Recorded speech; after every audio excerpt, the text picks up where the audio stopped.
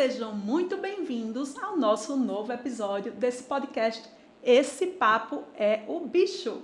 Hoje a gente está aqui com dois convidados muito especiais, Dr. Arthur Eustáquio e doutora Carolina Lira.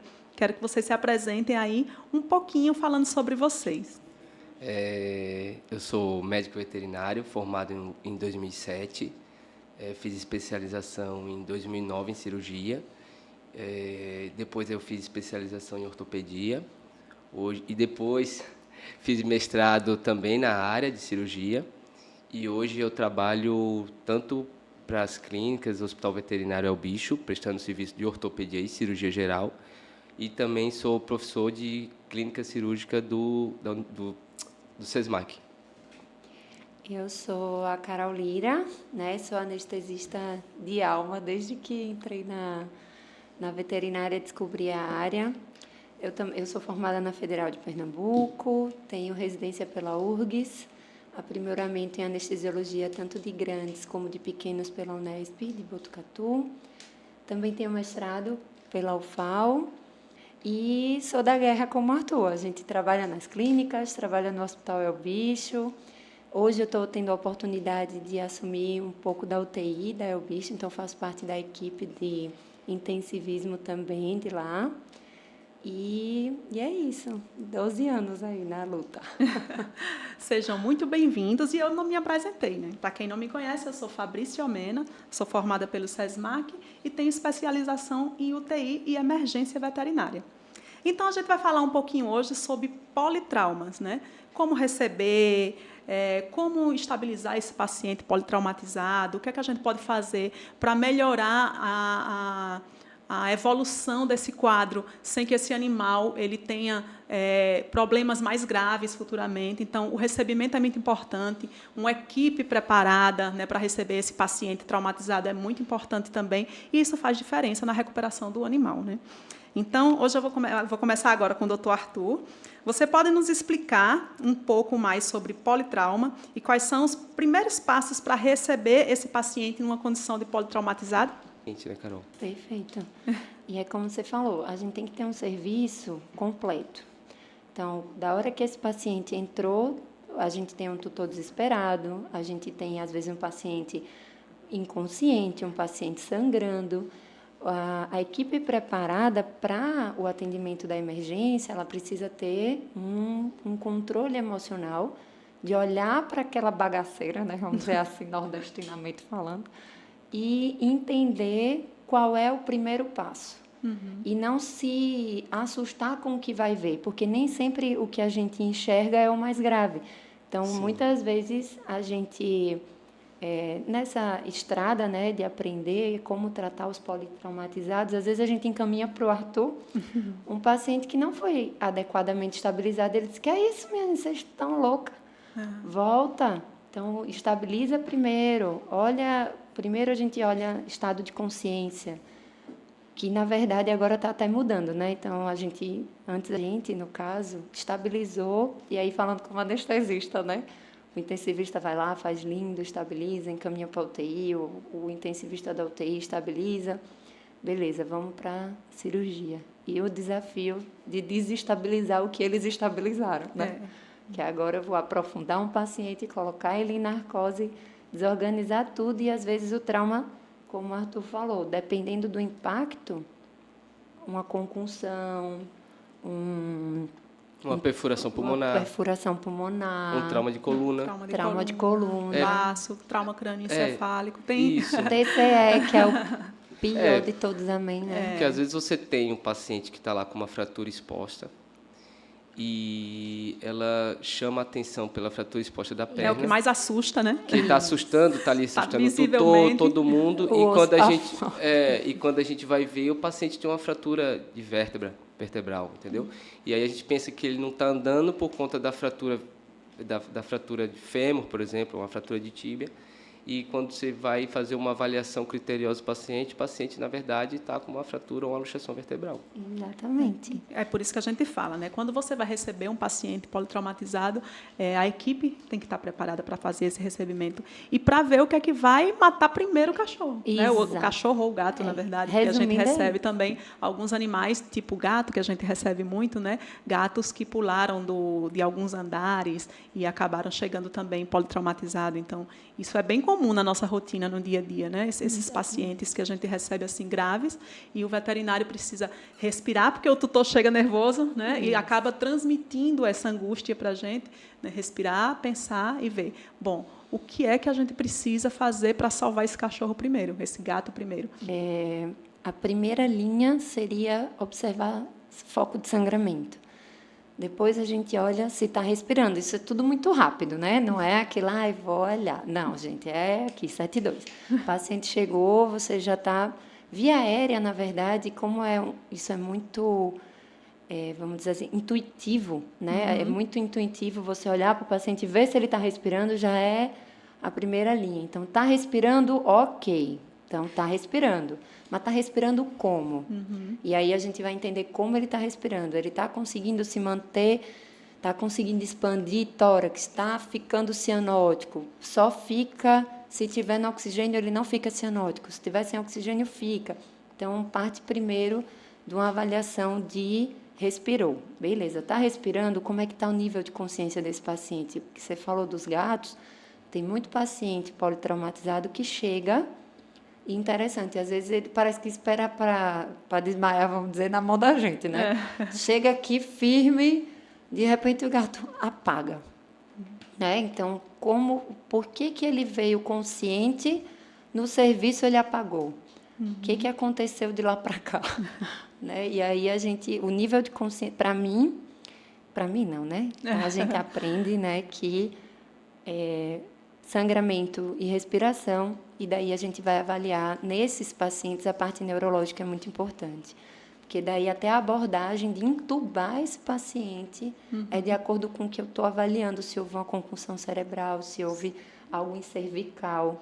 Então, eu tive uma experiência inicial, quando a gente está, né, começando a carreira, e a gente, às vezes, está naquela agonia de intubar o paciente e esquece que a cervical dele pode estar lesionada.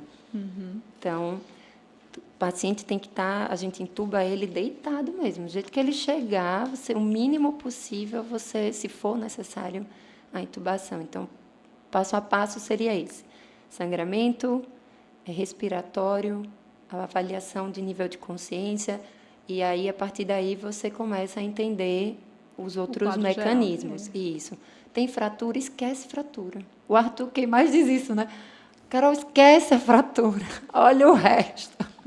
A fratura dá para segurar um pouquinho. A fratura, relaxa, esquece a fratura. Então, até para encaminhar para um raio-x, né? A gente precisa ter essa sensibilidade. Será que esse paciente tem condição de ir para um raio? A ausculta, então, a sêmio, né? O intensivista, ele é sêmio raiz. Ele olha a expansão, ele vê se a via aérea tem sinal de obstrução, se tem sangramento, isso é detalhe, né? Então, mas tem sangue na orelha. Então, às vezes, um sangramento de conduto auditivo não é porque ele ralou a cara no asfalto, é porque a força de impacto foi tão grande que gerou o trauma crânio, o TCE, e ele... O meu sinal de TCE, às vezes eu tenho um paciente consciente, eu tenho um paciente sem alteração neurológica, né, que é aquelas comuns, nistagmo, alterações mais clássicas, convulsão, não tem. O paciente está aqui pleno, mas ele tem um leve sangramento na orelha. Isso é um indicativo de um TCE. Aí os principais são esses. Isso. Então, a gente precisa, como a equipe deve estar preparada para esse paciente politraumatizado, eu queria dar uma dica para você, tutor. Né? Quando viu que o animalzinho foi atropelado, ou caiu, ou sofreu algum acidente doméstico, porque às vezes acontece também, né? Já tive tutor que chegou com um animalzinho no braço, que ele estava pegando alguma coisa no armário, quando desceu, pisou no animal. Sim. Então, a gente recebe, já recebi alguns, na verdade, né, politraumatizados assim, com acidente doméstico mesmo. Então, tutor, aconteceu algum acidente, aconteceu alguma emergência dessa, entre em contato com a clínica veterinária, e aí você já vai, estou chegando com o meu animal, assim, que aconteceu isso, porque isso é importante para a equipe estar preparada para receber aquele paciente grave. Então, a gente já fica com a equipe pronta, né, preparada, né, já só esperando o recebimento. Então, esses minutinhos vão fazer toda a diferença na evolução desse paciente. E uma coisa que eu acho legal que a gente faz lá na É o Bicho, tem tutores que ligam para orientar como levar. Então, aconteceu esses dias, uma tutora, um pacientinho que foi paciente do Arthur, traumatizou os 2 húmeros, né? E ela ligou para saber como colocar ele no carro. E isso faz diferença para mim. Então, a partir do momento que o tutor liga, e aí, olha, foi assim, o carro passou por cima de onde, né? Vamos lá. E a gente orienta o caminho desse paciente para chegar no serviço. Nossa, às vezes isso esse pacientinho foi importante.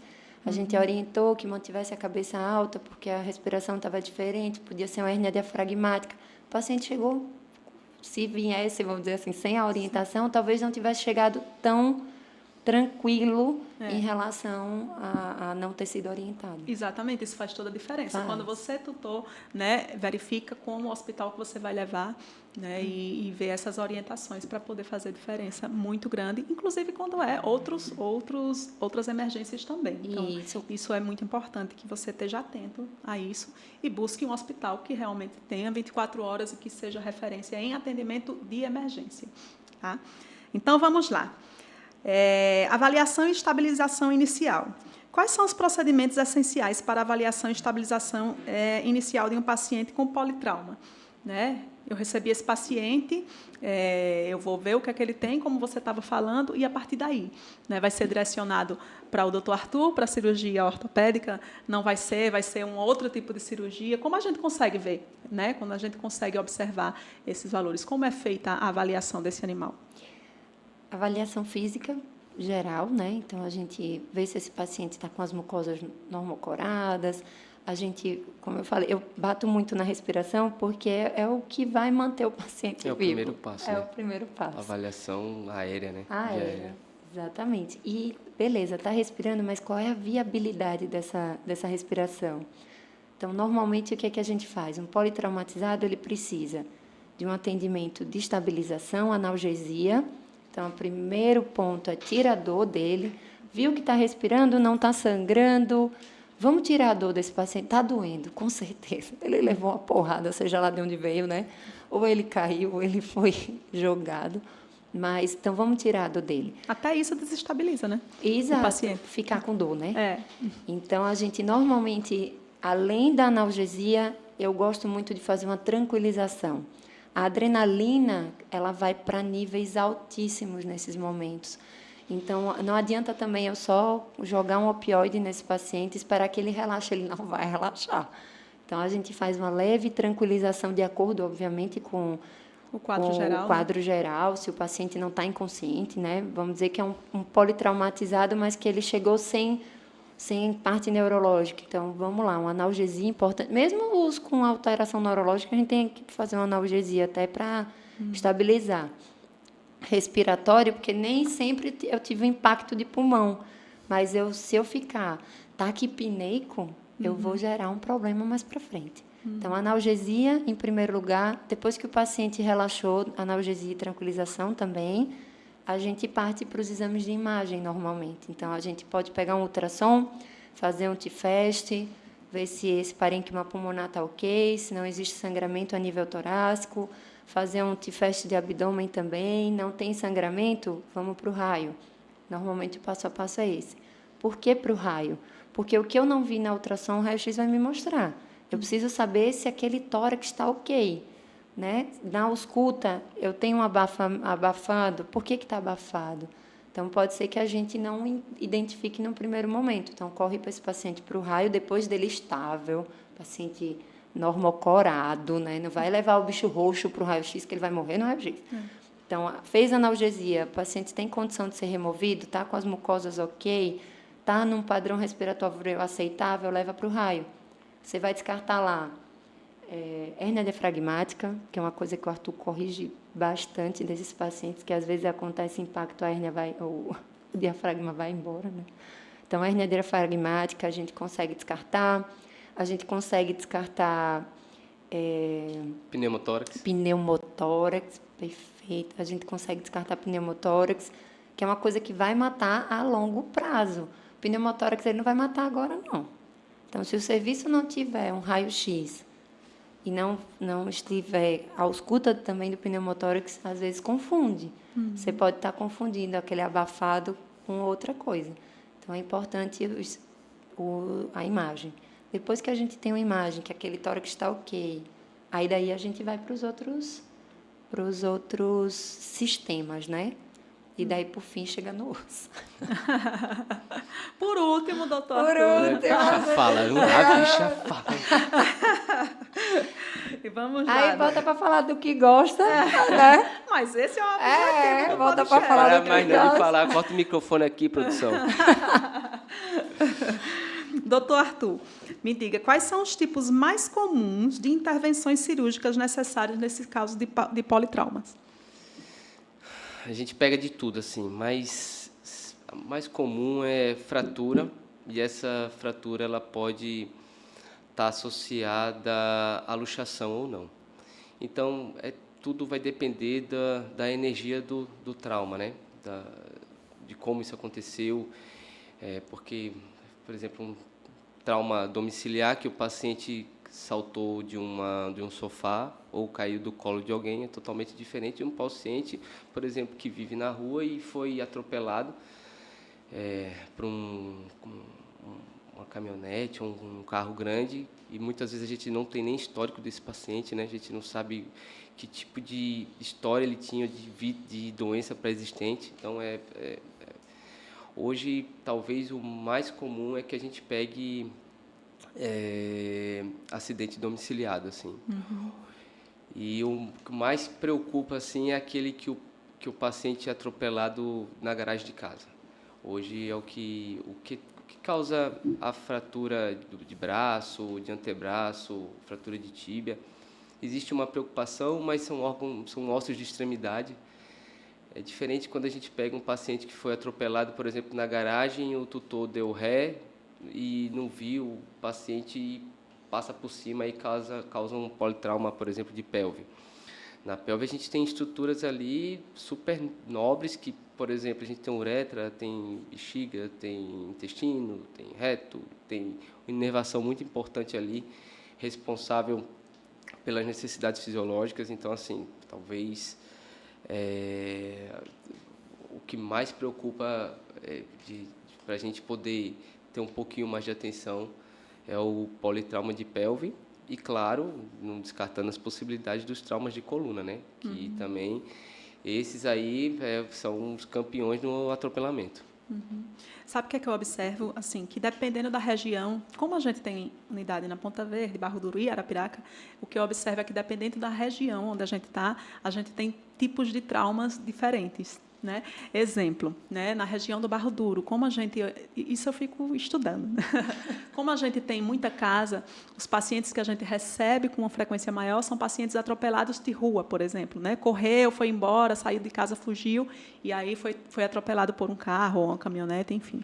Né? A gente recebe com uma frequência muito grande. Porque também tem as avenidas principais também, onde o pessoal anda um pouquinho mais rápido. Isso. Arapiraca, da mesma forma, a gente recebe pacientes com atropelamento, como tem muito mais casa do que aqui na região da Ponta Verde, então a gente recebe também pacientes atropelados, né, com esses politraumas de atropelamento. Já na região da Ponta Verde, como tem muito mais apartamento, eu observo duas coisas, né, nesses longos 13 anos de clínica e de 24 horas. Gato voador, né?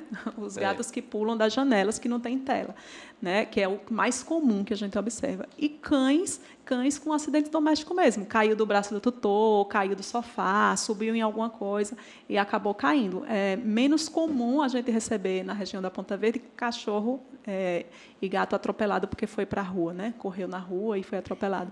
Então, eu observo isso na rotina, né, desses anos, eu observo isso. Então, cada região da gente, inclusive isso que eu falo que a equipe tem que estar preparada para receber, né, esse paciente, porque cada região ela dá uma demanda de emergências diferente. Não só as emergências de politrauma, né? Eu observo isso também em outras emergências também, diferentes em determinadas regiões.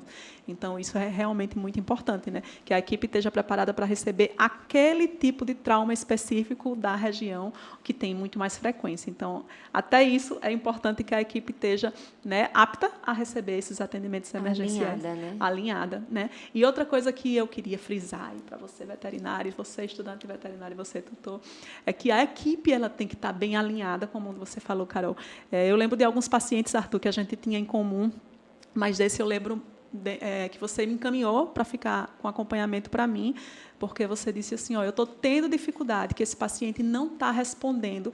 Ele fraturou, era um paciente operado de fratura, mas ele não estava consolidando, né, pós não sei se você lembra desse. Lembro. Teve alguns, na verdade, mas esse me chamou muita atenção.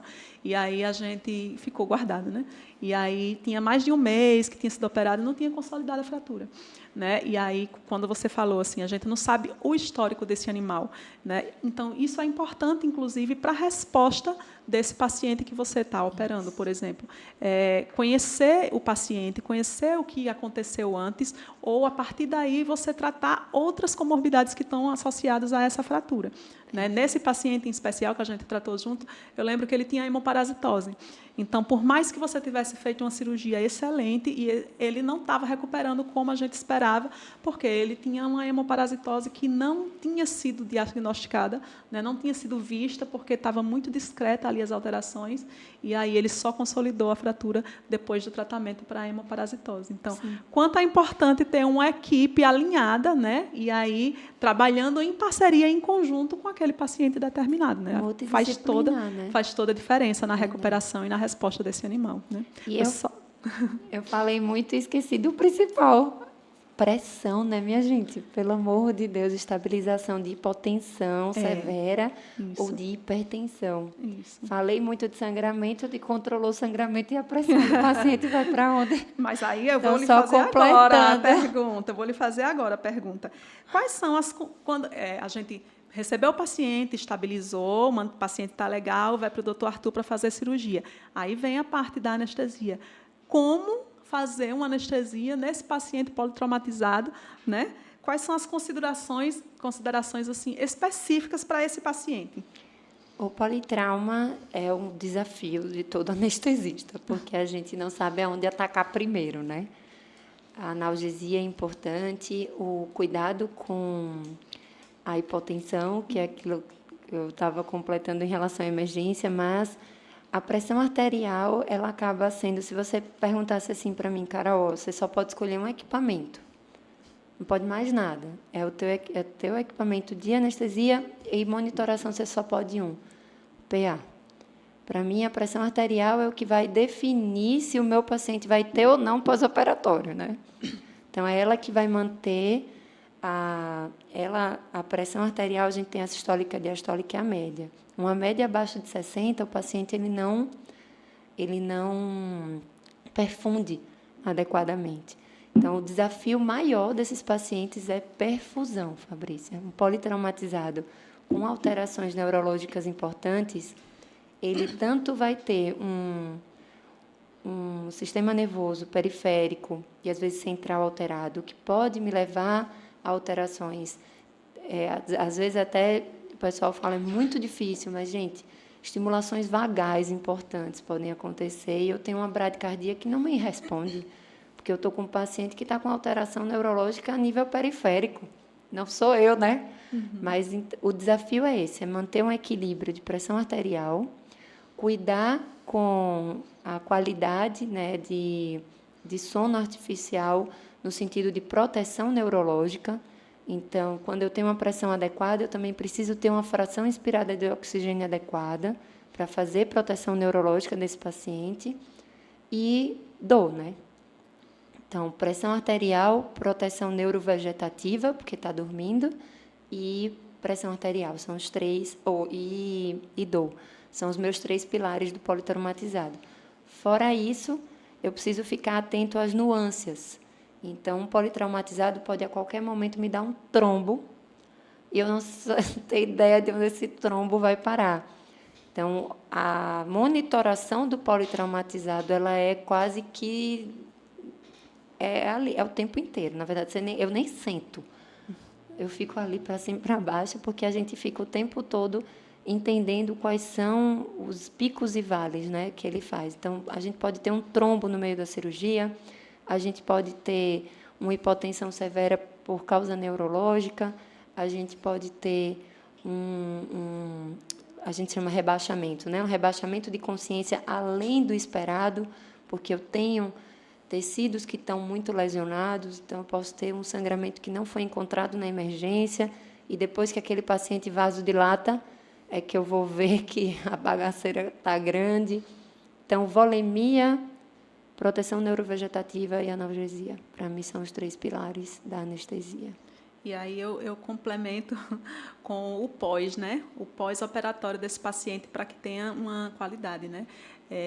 Manter esse animal sem dor, né, gente? Isso é importantíssimo, né? No pós-operatório desse animal, que a gente realmente mantenha ele sem dor. E ainda tem alguma coisa que os veterinários, às vezes, né, esquecem de pontuar, que é a resposta inflamatória sistêmica desse paciente, né? Que tudo pode dar ruim por conta de uma resposta inflamatória sistêmica desse paciente. Então, isso é importante a gente frisar também. Veterinários fiquem atentos a isso também, porque isso é importante também. E vem o que tu falou da equipe multidisciplinar. Não adianta nada, o Arthur, maestral na cirurgia, eu arrasei na anestesia, o bicho está lá top, e eu vou entregar ele para quem? Isso. Então, o cuidado no pós-operatório faz muita diferença também 100%. Na recuperação desse animal. Não é, doutor Arthur? Sim. Vamos lá. Então, aqui é bem importante, né? Com certeza você já recebeu alguns pacientes politraumatizados que têm infinitas fraturas, né? Como é que você escolhe o que é que vai tratar primeiro nesse paciente? Ou fratura, ou lesão, tipo, a gente recebe alguns pacientes politraumatizados com laceração em bexiga, laceração em uretra, laceração em baço. Então, como a gente escolhe o que é que a gente vai tratar primeiro nesse paciente grave? Complementando o que a Carol falou, você também falou, talvez a síndrome da resposta inflamatória sistêmica seja a causa mais comum de levar pacientes ao óbito pós-operatório em cirurgias que não tinham indicação emergencial. Então, não adianta você correr para um paciente, colocar ele em centro cirúrgico se ele não está apto para aquilo, ou se ele tem uma lesão tecidual muito extensa, você vai anestesiar, você vai deprimir, você vai causar uma nova inflamação onde já está muito inflamado. Então, assim, talvez seja a causa, até mais do que o trombo, seja essa resposta inflamatória sistêmica, nessa síndrome. Na escolha, o que a gente tem que determinar? O paciente... Claro, primeiro de tudo, estabilizar esse paciente tem dano de tecidos moles, qual é o tecido mole que está afetado? É claro que você não vai priorizar uma cirurgia óssea se você tem, por exemplo, uma ruptura de vesícula urinária, ou uma lesão renal a ponto de ter que realizar uma nefrectomia. Então, o ideal é que a gente realmente priorize primeiro os tecidos moles. Se a gente vai fazer uma nova intervenção, uma intervenção ortopédica depois, é uma outra história. Então, o ideal é que a gente realmente priorize tecidos moles. Existe uma grande lenda em que cirurgia ortopédica a gente tem que operar rápido, correndo, e não é verdade isso. Então, o que a gente tem de urgência e emergência na ortopedia? Fraturas expostas, o ideal é que isso seja uma contenção de danos ali, né, maior, mais rápido possível. Fraturas articulares, a gente tem um período ouro ali de 72 horas para poder mexer. Ou, claro, fraturas e luxações vertebrais. Fora isso, todos esses pacientes eles podem passar por exames pré-operatórios, avaliação de eco, de eletro, uma estabilização criteriosa. Então, a gente não tem, assim, um índice de emergência ortopédica, urgência ortopédica, e que aquele paciente, é urgente, eu tenho que operar hoje, eu tenho que operar agora. Não existe isso. Então, existe essa grande lenda, ou seja, você vê até no serviço médico mesmo, paciente com uma fratura femoral, esperando uma semana para fazer o procedimento, ou um paciente que tem uma fratura até exposta, e ele é feito uma contenção de danos com fixador externo para posteriormente fazer uma nova intervenção cirúrgica. Então, assim, não existe uma emergência na cirurgia ortopédica assim, ativa que vá ser priorizada acima de uma lesão de tecidos moles. Então, dificilmente a gente faz essas duas cirurgias associadas até pelo índice de contaminação. Então, se eu tenho um paciente, por exemplo, com uma fratura femoral e uma fratura esplênica, por exemplo, um baço rompido, é claro que a gente vai intervir, logicamente, no baço, fazer uma esplenectomia no baço. Ou se eu tenho, de repente, uma ruptura vesical, a gente não vai priorizar uma cirurgia ortopédica num paciente com uma ruptura vesical. Então, sempre a gente prioriza o que vai levar o paciente a um risco maior de vida. Praticamente, hoje, eu desconheço, assim, fora as consequências, tirando as fraturas vertebrais, alguma fratura que vá levar o paciente a óbito, a não ser que seja uma fratura que está ocorrendo com um sangramento importante. Por exemplo, uma fratura, de repente, por um trauma pérfuro-cortante e junto à fratura aconteceu a ruptura de um vaso importante. Aí sim, entendeu? Mas a gente sempre tenta priorizar a parte de tecidos moles para depois priorizar a parte de tecido ósseo. Uhum. A gente teve alguns pacientes já como exemplo, né, falando aí, que a gente acabou tendo que operar duas coisas ao mesmo tempo, né? Paciente com ruptura de bexiga porque teve uma fratura em pelve e que estava ali perfurando aquela região, né? Então, a gente, um exemplo, né? Sim. Não sei se você lembra desse paciente. Lembro. Não sei se você lembra, tivemos tantos pacientes em comum. Na verdade, eu anestesiei um para ele nessa condição, um shih tzu preto e branco. Já tivemos muito. isso. Acontece, né? Acontece porque, com muita na frequência. verdade, é porque você está ali em cima do paciente. A gente está com uma fratura de pelve, geralmente essas fraturas têm fratura de pubis e asa de ilho, então a gente tem que corrigir a asa do ilho, porque ela foi a ponta, né? O biselzinho do osso foi que rompeu a vesícula urinária. Então, a gente tem que resolver os dois problemas ao mesmo tempo. Só para lembrar, né? Esse cachorrinho, eu lembro que a gente precisava abrir o canal, né? Tava tudo... ele não ia conseguir nem defecar se o Arthur não estabilizasse a parte ortopédica. O quadrilátero pélvico. Isso. Então, quando ele estabilizou, foi que... Bem, não adianta. A gente vai entrar, vai corrigir intestino, vai corrigir tudo, mas se eu não abrir aqui, Carol, não vai dar certo. Então, abre aí o negócio. Já tivemos muito ao longo desses 13 anos, se a gente for contar aqui todos os pacientes que a gente, a gente já teve em comum, aí vai dar aí 10 horas de podcast falando só de pacientes específicos.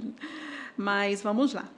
E os riscos anestésicos nesses pacientes, qual é o mais comum que você pega em pacientes politraumatizados? A gente já considera, ele entrou politrauma, ele já é um ASA 4, né? Então, é um paciente que ele já tem risco de vida, ponto. Né? A gente tem 5 classificações, do ASA 1 ao ASA 5. O 5 a gente considera um moribundo. É aquele paciente que, se ele entrar, ele morre, se ele não entrar, ele morre também. No politrauma, ele já é um 4, porque qualquer coisa que acontecer com ele pode levar ele a óbito. Então, o politrauma ele é o maior risco dentre os riscos anestésicos plausíveis de correção, né? Vamos dizer assim, de paciente que tem chance de recuperação. No 5 é um cara que a gente já desistiu dele, ele não desistiu da gente, a gente fica naquela. Se viver bem, se não viver bem também. Mas o 4 é o de mais alta responsabilidade, porque eu preciso que aquele paciente saia bem, ponto. Ele tem chance de viver, mas o risco dele é muito alto. Então, todo politraumatizado ASA 4, sem sombra de dúvida. Então, aí né? Essa dica e essa observação é para você, tutor. Quando a gente senta para conversar com o tutor, falando de um paciente traumatizado, falando de quão é arriscado um procedimento cirúrgico, porém a gente precisa fazer porque a gente precisa tentar salvar a vida do animal. Isso. Então, é importante eles entenderem que, muitas das vezes, a gente faz, né, tudo, né, para salvar aquele animal e, às vezes, a gente não consegue. Né? E não ter medo, né? O pessoal tem medo da anestesia. A anestesia não precisa ter medo. Deus nos deu essa grande honra de desenvolver a medicina e foi para isso que a gente está estudando. Então, não tem que ter medo da anestesia. A anestesia não é o risco é ele, ele é o risco. O que a anestesia faz é te dizer o quanto que ele tem daquele risco, para que fique didático, a gente quantifica aquele risco, né? Então, você consegue estabelecer uma faixa. Mas não ter medo do procedimento. Se ele não entrar, ele vai morrer. Ponto. Então você já tem o não, como diz o povo, né? O não a gente já tem. A anestesia ela veio para equilibrar esse não, para fazer que ele seja assim. É como você falou, às vezes não consegue porque são muitos fatores, mas o asa 4 ele tem sim chance e ele merece essa chance. O organismo tem como reorganizar, né? É aquilo que a gente fala, enquanto há vida, há esperança. A gente vai sempre buscar, né, pela excelência e pela vida do animal. Né? Muitas vezes a gente, infelizmente, não consegue. Principalmente quando é um paciente grave, né? Que é o que a gente tem de rotina com maior frequência. Né? E essa clareza, a gente sempre conversa, né, com os tutores, porque a clareza é muito importante. Então, ele saber o que esperar dali é muito bom. Ele entrar consciente de que está sendo feito o melhor pelo paciente, está sendo feito, a equipe é a melhor, a estrutura é a melhor, a equipe que está ali ela é preparada para lidar com aquilo, mas que a gente tem o limite da medicina. Então, tem momentos que a gente não vai conseguir passar daquilo ali. E ele ciente de que está sendo feito tudo para, vamos dizer, evoluir aquele pacientinho e ciente da nossa limitação, né? Mas o combinado não sai caro. Nunca tive problema com tutor nenhum, que eu tive a clareza e a delicadeza de explicar o quanto era grave e que ele esperasse dali o meu melhor, mas que podia ser que ele não saísse com vida, que é o meu objetivo. Então, apesar do meu objetivo não ter sido alcançado, mas eu fiz o meu melhor por ele. Paciente. Isso. Isso é importante a gente deixar claro sempre, né? A gente está ali disposto e disponível a dar o máximo que a gente tem, né? Mas, infelizmente, muitas vezes não é o suficiente para aquela vida daquele animalzinho. E aí, vamos lá para as perguntas finais, né? Recuperação e a reabilitação, né? Quais são os cuidados que precisa ter para que essa recuperação e reabilitação seja eficaz em pacientes politraumatizados? Começa com você, doutor. Assim, o pós-operatório, claro, respeitando a alta desse paciente do ambiente hospitalar, em casa é fazer a medicação na hora certa. Às vezes o tutor vê o paciente bem e tal, e aí dá aquela... Relaxa, falha de administração de medicação. Uma coisa importante que hoje ainda é comum é o tutor fazer a medicação, trocar a medicação, ou fazer a dose mais alta ou fazer a dose mais baixa. É importante isso também, a medicação na hora certa. Os cuidados com as recomendações que a gente prescreve, que é manter o paciente em repouso, o uso do colar elisabetano para esse paciente não romper os pontos, fazer as revisões periódicas, que é importantíssimo. Esse paciente ele precisa estar retornando para a gente reavaliar. Então, eu costumo dizer que a cirurgia não começa quando a gente corta e não termina quando a gente dá os pontos. Essa cirurgia só termina quando a gente dá alta total para esse paciente. Então, esse paciente depois tem que fazer avaliação, muitas vezes de ultrassonografia, para ver se está tudo bem com a recuperação cirúrgica de tecidos moles. A gente precisa fazer radiografias de controle para ver como está a evolução da consolidação óssea, se esse paciente pode estar tendo alguma alteração de cicatrização. Então, eles somem, porque eles cachorro vai para casa bem, aí fica andando, depois retorna depois de 8 meses para a gente. Então, assim, é importante a gente, tutor, ter consciência que ele vai ter que ficar retornando para a gente para fazer radiografia de controle, para ver como é que está esse osso. Se necessário, dependendo do tipo de fratura, o ideal é a gente remover os implantes que a gente vai usar, seja a placa, seja o parafuso. Fazer controle, por exemplo, de higienização, de limpeza de ferida cirúrgica, principalmente aqueles pacientes que a gente coloca fixador esquelético externo, a gente precisa ter um controle da limpeza um pouquinho mais rigoroso. Retornar para remoção de pontos, que às vezes nem para remoção de pontos eles não voltam, entendeu? E aí, depois de um ano, aparece tá lá os pontinhos na pele ainda. Então, assim, é mais assim a recuperação 50% da cirurgia vai ser 50% até a alta hospitalar e a 50% do sucesso da cirurgia também o tratamento domiciliado. Vai depender também do apoio do tutor na evolução para bom desse quadro, desse caso. Né? Porque às vezes também não é raro acontecer. Então, o paciente sofreu uma fratura de radiúna, unilateral, membro esquerdo. Aí vai para casa, está bem, já aconteceu uma semana depois, vim com outro membro fraturado, entendeu? Por quê? Porque o animal não teve o repouso adequado, ou seja, ele tinha uma fratura de um lado, estava ali incomodado ainda, um pouco desconfortável, está recém-operado, pulou novamente do sofá e aí, para tirar o apoio do membro operado, ele botou o apoio no membro saudável e acabou fraturando exatamente uma semana depois, quebrou o outro braço. Então, assim, é importante assim, o tutor ter consciência que a cirurgia não termina nos pontos, não termina na alta hospitalar. Só termina quando esse osso ou esse quadro todo ele é estabilizado e evolui para a melhora, né, do paciente. Uhum. E você, doutora Carol, o que é que você me fala um pouco sobre recuperação e reabilitação no pós-operatório em relação ao quadro geral do paciente? O que é que pode ser feito para melhorar isso aí, essa evolução e, consequentemente, ter um sucesso na cirurgia do doutor Arthur? Eu concordo com o Arthur, assim, 300%, né? 50-50. A gente faz a nossa parte, mas o tutor precisa fazer a dele também. Horário de medicação, as terapias, que a gente chama de terapias alternativas. Eu tenho um paciente que ele não vai evoluir tão bem se ele não fizer uma fisioterapia. Eu tenho um paciente que ele não vai evoluir tão bem... Ou tão rápido. Ou tão rápido, perfeito. Né? E a ansiedade hoje é demais, né? Então, o Arthur operou hoje, o paciente, às vezes, não, quase sempre já sai caminhando, mas, ai, doutora, mas manca. Eu digo, meu amor, foi uma fratura, eu estou mancando, porque fraturei o pé, você imagina, ele corrigiu o fêmur dele, ele vai mancar.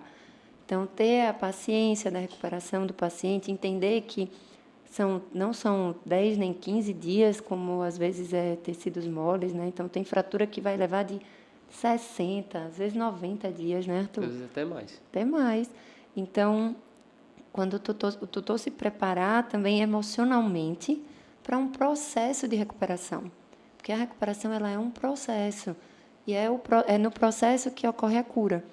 Então, as terapias que a gente indica, alternativas, elas não são, está indicando fisioterapia para o cachorro? Pois é, você não faz físio?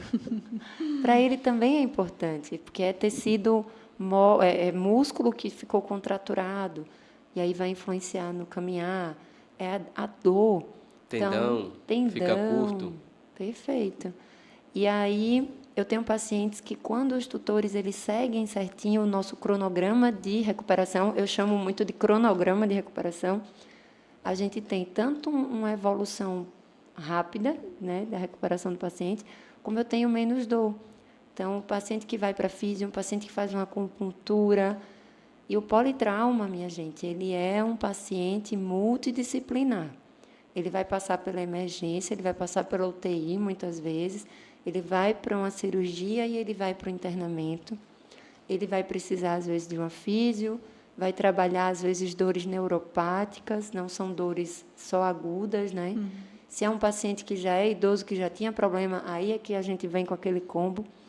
Então, para mim, o pós-operatório ele é multidisciplinar e ele precisa tanto da nossa alopatia, que eu gosto, as meninas brincam, eu gosto muito de um nutracêutico, Mas a alopatia tem o valor dela, né? Ela que tira da crise. Mas também tem as terapias complementares, que são importantes. Então, no caso do politrauma físio, a acupuntura, às vezes até a ozônio, né? Tem paciente que, como o Arthur falou, extensão de lesão muito grande. O ozônio, ele é fantástico. Até Cristiano Ronaldo usa ozônio, minha gente. Quem somos nós, né? E é isso. Pois, querem falar mais alguma coisa que a gente esqueceu de abordar? Tem algum ponto que a gente esqueceu de falar? Fiquem à vontade. Tu esqueceu de falar alguma coisa, não? Acho que não, né? Eu acho que eu falo pra caramba. É que eu gosto muito. Aí a pessoa puxa o assunto, pronto, já era, né? É que nem quando a pessoa está comendo bolo com café. Enquanto o bolo não acabar... Mas é isso. Na verdade, agradecer a oportunidade, né, dessa janela aberta para a gente falar, que é importante os tutores ouvirem por outros meios de comunicação o quanto a gente ama o que faz e que tudo que a gente propõe para o paciente é para o paciente mesmo, é para o bem dele, é para a evolução dele. A gente estuda pra caramba, né, Arthur? Arthur, esses dias estava aí cheio de olheira, porque montando tese e tudo. Então, a gente estuda muito, que é para garantir que o que a gente está fazendo é o melhor possível, né? Então, essa oportunidade de falar de maneira mais descontraída sobre um pós-operatório, sobre uma lesão, que esperar daquilo, isso é uma oportunidade muito grande. Então, Ô, Carol, já que tu falou pouco, tu quer mandar um beijo para quem? eu vou mandar um beijo.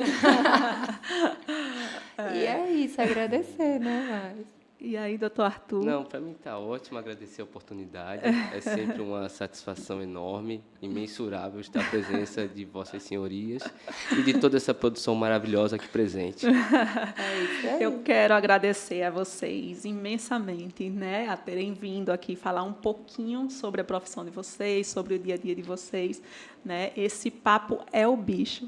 A gente está aqui falando, né, para o veterinário, para o estudante de medicina veterinária, mas também para o tutor que tem a curiosidade de entender um pouco mais sobre a medicina veterinária. E é isso, gente. Estamos encerrando aqui mais um episódio desse Papo é o Bicho para todos vocês que têm interesse em saber um pouco mais sobre a medicina veterinária e sobre nossa rotina no dia a dia. Então, se você tem alguma dúvida, se você quer saber algum tema específico, manda mensagem para a gente que a gente vai tentar abordar e convidar, lógico, pessoas que tenham o domínio sobre cada assunto desse e falar um pouquinho mais sobre a nossa rotina, sobre a medicina veterinária, sobre o bicho. Esse papo é o bicho. Tchau, até a próxima.